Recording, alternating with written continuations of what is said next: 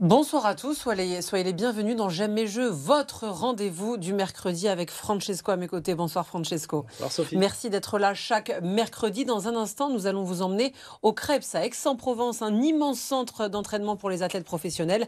Mais avant cela, on commence avec toi Francesco, l'actualité sportive de la semaine liée aux Jeux. On commence avec du marathon. Tout à fait, la performance de Nicolas Navarro ce dimanche à Valence avec un chrono établi à 2h, 5 minutes et 53 secondes. Il a battu son propre record établi l'année dernière et se rapproche de la meilleure marque française qui est elle à 2h, 5 minutes et 22 secondes détenue par Morad Amdouni. Au total, 5 Français ont réalisé les minima requis pour aller disputer ces JO, dont Nicolas Navarro, de quoi permettre aux licenciés de la SCO Sainte-Marguerite de passer les vacances de fin d'année avec plus de sérénité. Alors pour ces JO, est-ce que les Marseillais vont payer plus cher les transports en commun ?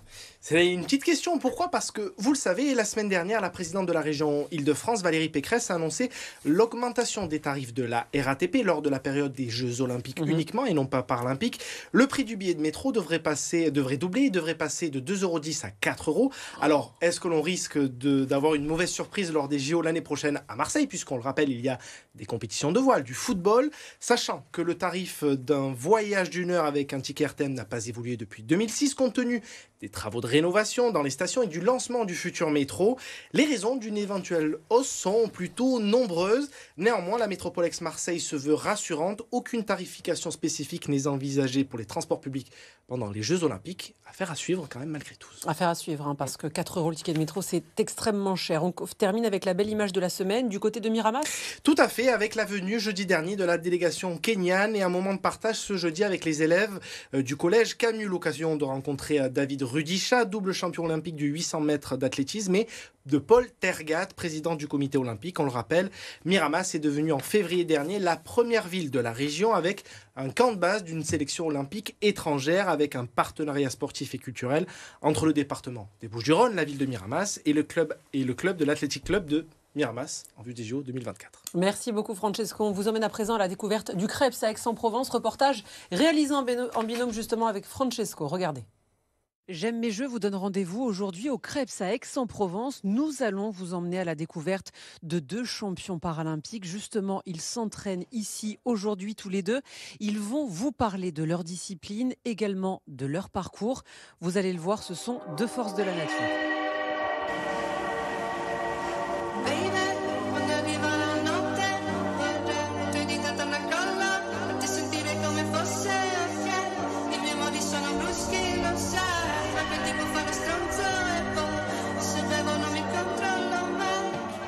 Comment vas-tu Fabien ?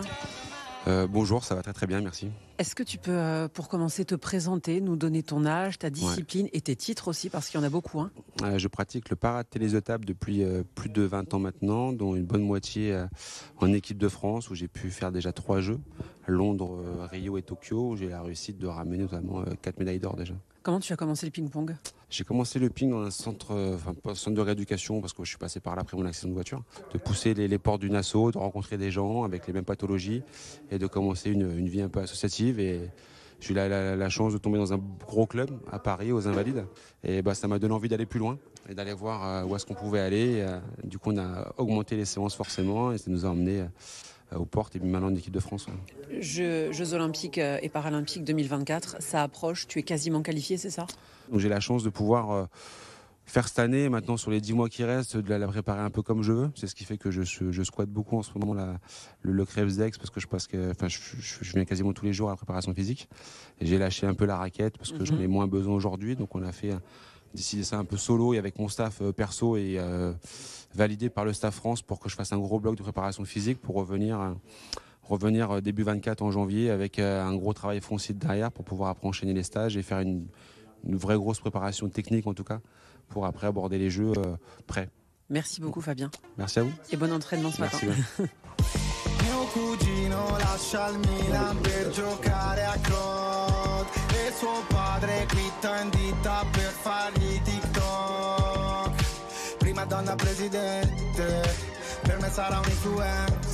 Bonjour Nicolas. Bonjour. Comment vas-tu ? Très bien. Quel est le programme ici ce matin de l'entraînement? On a fait un échauffement, un peu de cardio toujours pour débuter l'échauffement et ensuite on fait soit de la force ou soit moi j'ai fait un peu de cognitif aussi et d'explosivité en termes d'entraînement de ce matin. Ta discipline, qu'est-ce qu'elle t'apporte physiquement et mentalement au quotidien? Alors c'est vrai que j'ai choisi une discipline, un sport de duel que j'apprécie particulièrement parce que c'est des efforts courts mais intenses. On pourrait penser que le ping-pong c'est pas intense, mais si c'est des efforts courts mais intenses.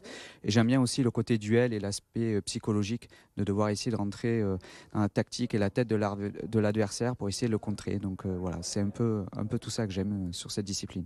Vous vous entraînez ensemble? On vous a vu ce matin ici à l'entraînement en préparation physique. Quels sont vos liens tous les deux?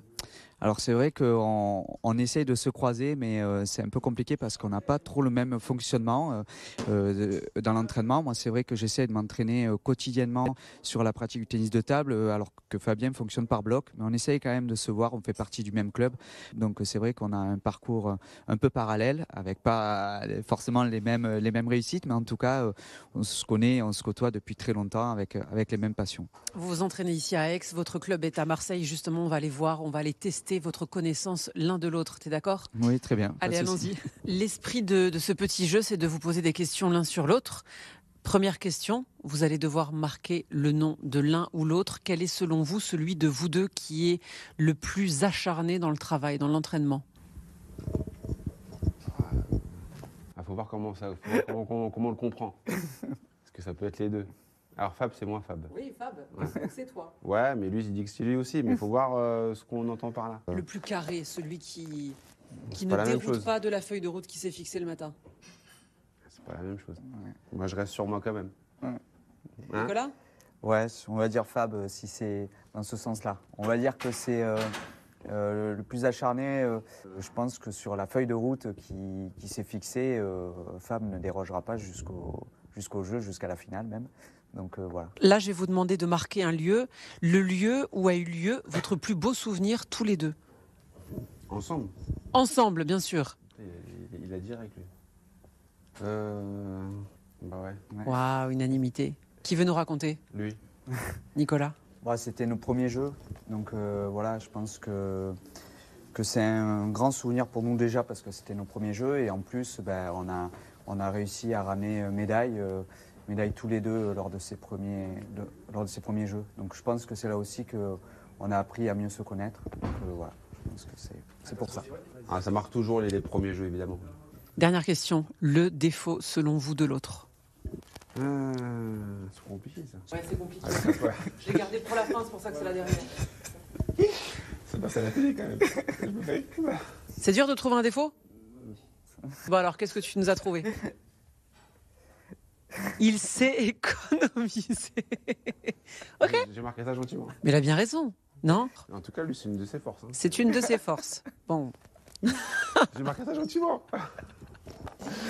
Allez, Nicolas? Mauvais perdant, alors en même temps, ça peut être une qualité.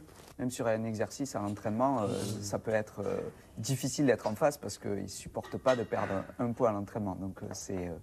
Alors justement, comment il se comporte quand il perd?